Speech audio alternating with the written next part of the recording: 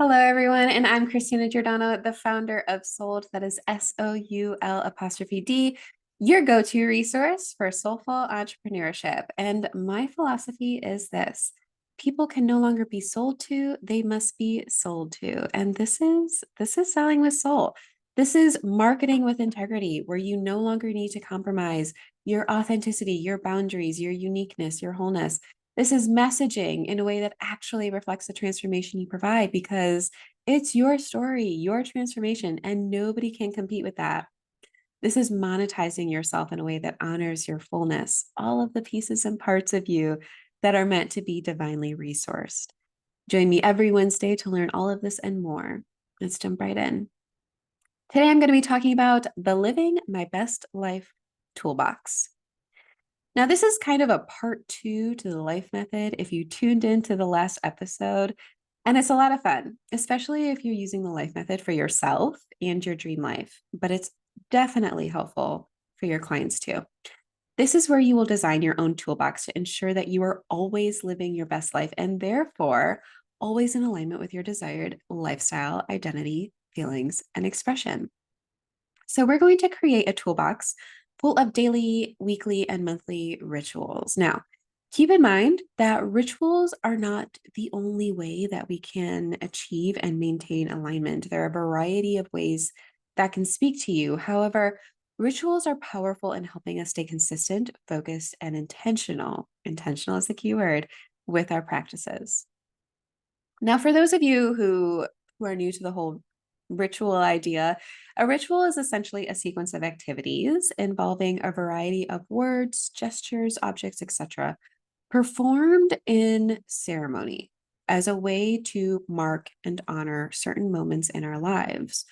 Whether it's a morning ritual, an evening ritual, a full moon ritual, or even the way we prepare to enjoy a meal, rituals make moments meaningful. And through that meaning, we bring purpose and direction into our lives.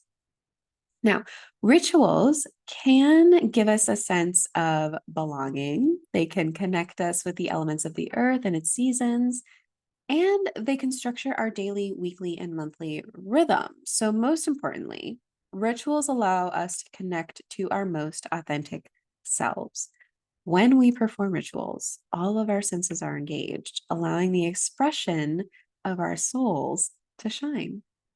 Rituals keep us centered and allow us to be within our middle space, the space where we have perspective. And when we have perspective, we are more conscious, more clear, and we make better decisions and therefore take more aligned action. Now, you can go ahead and Google some ideas for rituals. However, rituals are not necessarily things that you hear of and just do it because you think you're supposed to do them. Rituals only work if you truly find meaning in them, and you have to love your rituals and they have to bring you joy. If a ritual isn't bringing you joy, then it may not be for you. Now, rituals can take many shapes and forms. It's really all about what works for you. If you need more convincing, it has been scientifically proven that rituals can have an impact on people's thoughts, feelings, and behaviors. By impact, I mean positive impact. Now, I'm going to actually provide some insight into my daily rituals with you because I am a very ritual oriented person, and it's deeper than a routine. It's where I do find meaning in my day and where I come back to balance within myself. So it's more than a routine, which can essentially refer to something a little more mundane. These are moments that they're monumental because they bring me back to myself and make me feel at home in my body, which is the bottom line. So every morning, I perform a specific sequence of activities to wake up my body and my mind. So the very first thing I do is obviously get up, I go to the bathroom, I brush my teeth, I wash my face, I do all the things that just like wake me up in the most immediate way possible. um, I am someone who needs to not wake up and then just like start moving. I need to like actually refresh myself in some way. So doing those things just gets me in order. The next thing I do is breath work. So breathwork has been a major, major, major player in my life for some time now. And it's something that I do.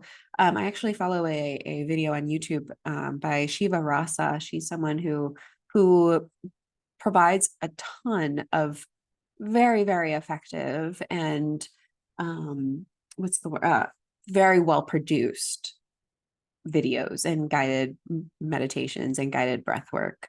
So she is someone that I put on my phone, I put in my AirPods, and I get going. And usually within 10 to 20 minutes, I complete the breathwork exercise and I get ready for the day. So I have two young boys. They are 2 and 5 years old at the time of this recording. And they got a lot going on. They both have school. My youngest is in daycare for a bit here and there. And the first part of the day is getting them ready. It's getting them up, it's getting them ready, it's throwing a load of laundry in the wash. It's having my morning beverages. So that's another ritual of mine is I love to have a variety of beverages first thing. It's not just coffee, it's not just green tea. I do green juice, I do an overnight um I don't remember the word at the moment, but it's like oat straw and nettle. It's like an overnight infusion kind of drink that I let sit overnight and then I have it in the morning. I also do hot lemon water with ginger and turmeric. I also do I like a coconut water drink that I think could be similar to like an adrenal cocktail. I think that's what they're calling them these days. But I have all of these beverages, which are another part of me waking up. They help me come alive, I guess, in in as many words. But yeah, I still do coffee, I still do my green tea, and they help. They help me wake up and they help me ritualize my morning so that my morning is full of like moments that are just goodness. I love these moments with myself. So these are really effective for me. Um, After I get the boys settled in at school, I come back here and sometimes, depending on the day, I do an hour of breath work. And usually I do an hour of breath work on the days where I have to be hyper focused on my content or on the days where I just feel like I need it. If I just feel like I need it, then I'm going to do it.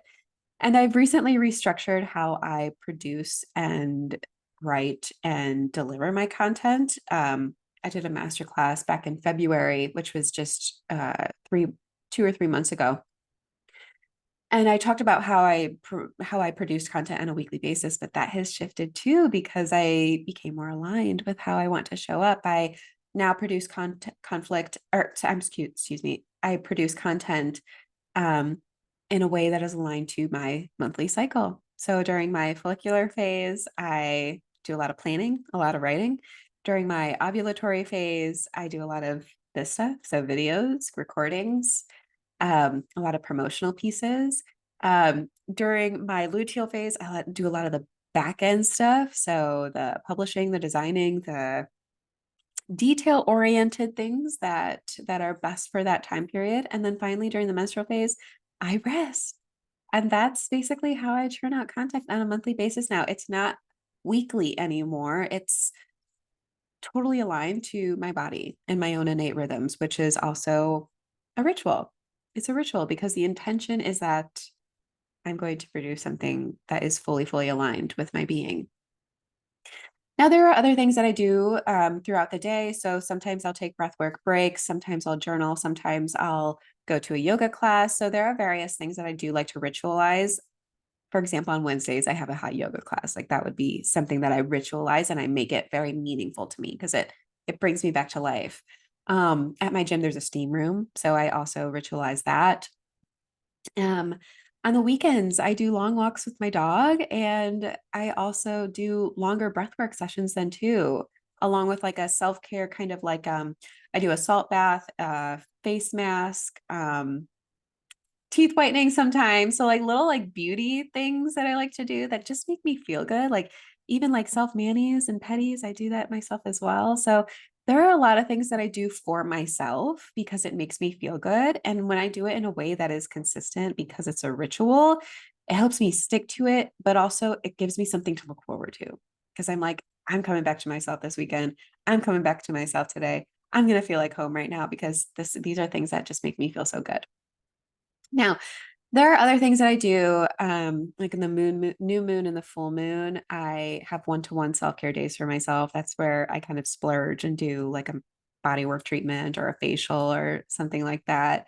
I don't do a lot of work on those days because it doesn't vibe well. Like I'm very much in tune to the cosmos, and I need that space to just be and let it happen to me.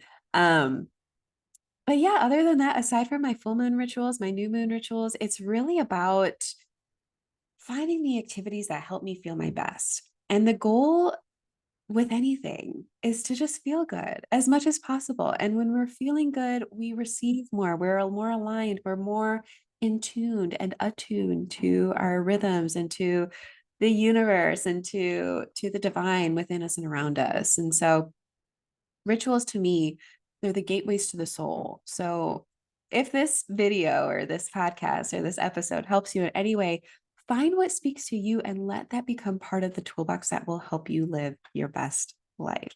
Again, if you haven't done the life method yet, you can head to the previous episode, which is a deep dive into the life method.